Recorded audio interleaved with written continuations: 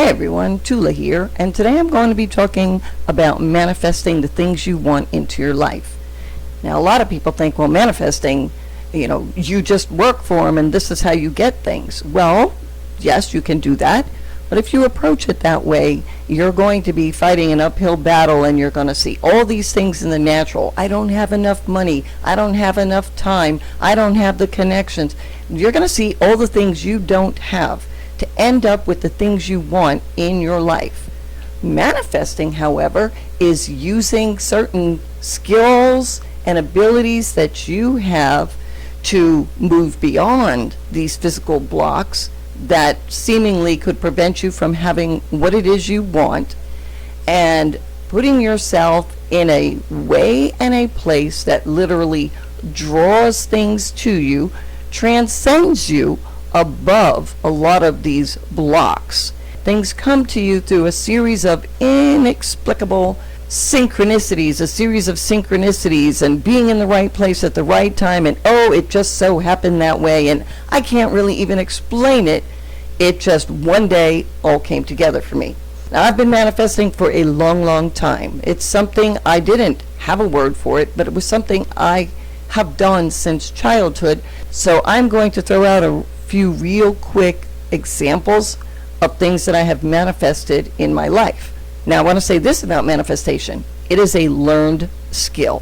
How do I know it's a learned skill? Well, first of all, I acquired it, and none of my siblings have this skill. So I learned it somewhere, which I won't be able to get into during this virtual workshop. But when I'm doing a face-to-face workshop, I do get into details of how I came about manifesting. Well, my daughter has watched me manifest for her entire life. And so she herself realized maybe a couple years ago that, wait a minute, she follows a process and she gets what she wants. I have a sibling in my life who also observed me go through this process, and in her own words, she can roll in and come up smelling like roses. Well, I guess it could look like that from the outside. But let me just give you some examples of what my daughter has been able to manifest in her life in just the last couple of years. First of all, she wanted to have a child. And not only did she want a child, obviously she wanted a healthy child, but she wanted to do a home birth out of hospital, and she wanted it to be a water birth. So in order to do a water birth, you need practitioners who are skilled in that. And there are a lot of limitations. There's a lot of physical, medical limitations. So she was able to pass whatever criteria there was to be able to qualify for an out-of-hospital water birth. She then manifested the perfect setting in which to have the baby, and then somehow she manifested the means in order to pay for this specialized service. And one of the synchronicities I'm going to throw in real quickly is one of the things about manifesting. This has happened to me many times as a single mom, and when I talk with other people who also have made manifesting a way of life, it's the strangest thing, but you'll get money in your checking account when you need it. You'll just go and the money's there, and you're thinking to yourself, wait a minute, I have too much money. And that sounds strange, but I have too much money.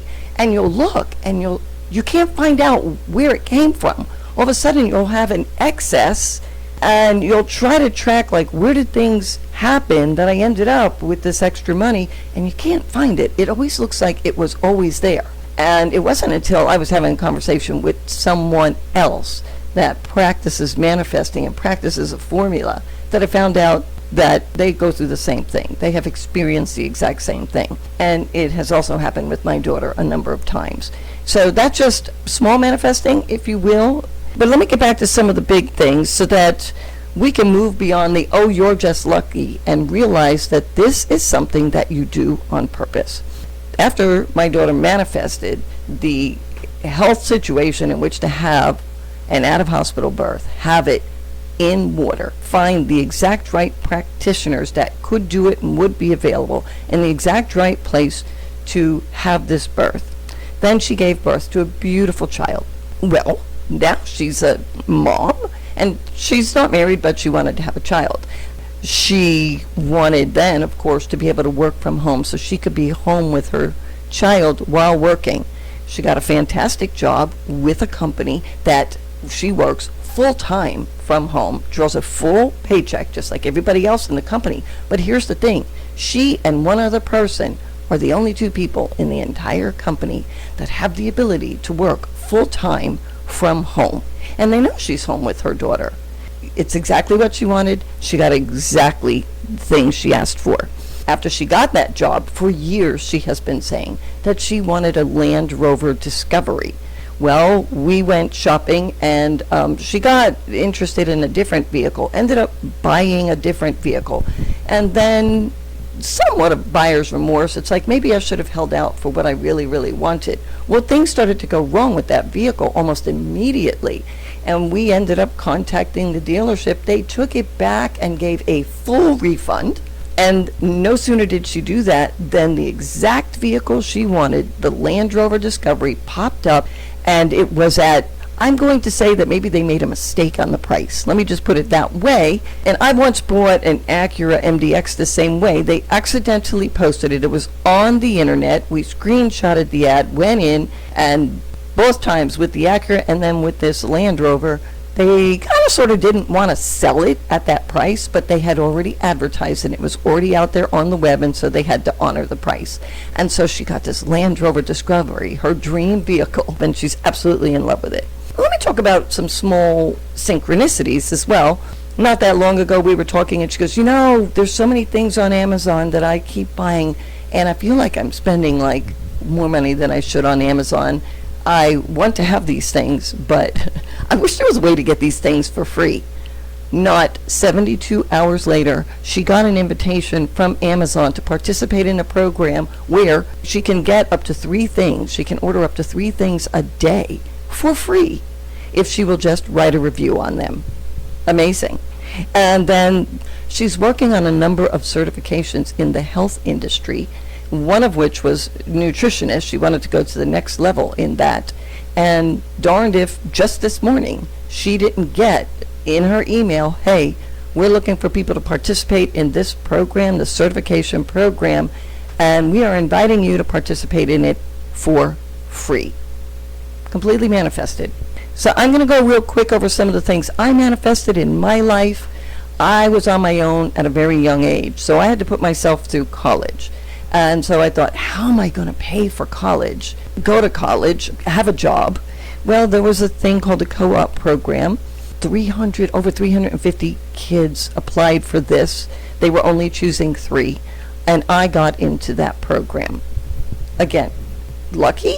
You can call it luck, but then I got a specific job, and it put me right into my dream job. It put me right into my dream career. Walked out of college, walked right into a job. And then years later, when I became a widow, I said, wow, I can't go into work. I've got young kids now to take care of on my own. Well, lo and behold, a job popped up in my email. I just started looking for jobs, and immediately a job popped up in my email, and I got a position where I could work 100% full-time from home myself.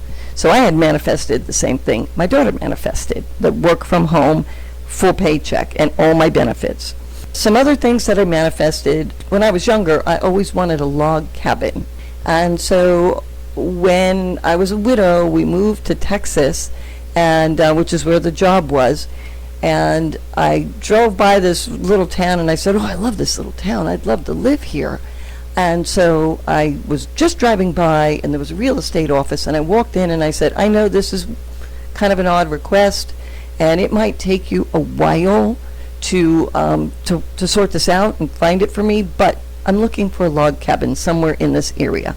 And I assumed that I wouldn't hear from them for months, close to a year. Well, not 2 weeks passed by, and this woman found a log cabin on acreage.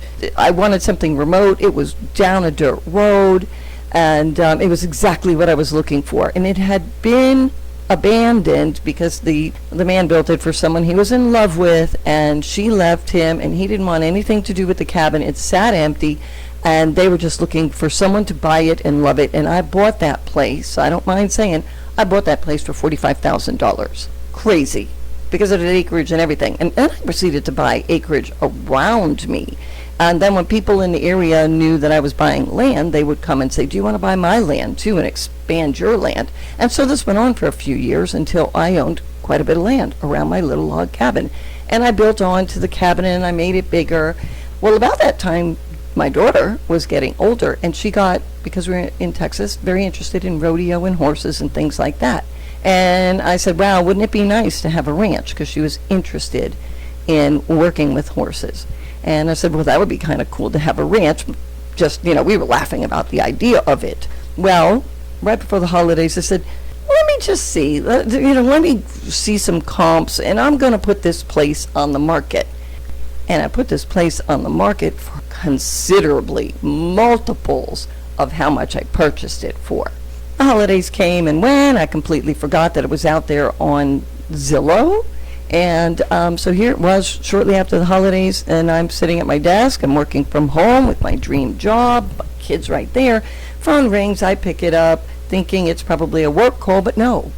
It was a CEO with BP Oil, and he said, are you still interested in selling that cabin of yours? And I was like, I looked real quick, and I'm like, oh my gosh, that ad is still up. And I said, well, yeah, sure. And he says, we're prepared to offer you full price. Who's going to say no to that? So I took the full price purchase. And as we were doing this, I thought, great, I'm selling this place. Where are we going to go?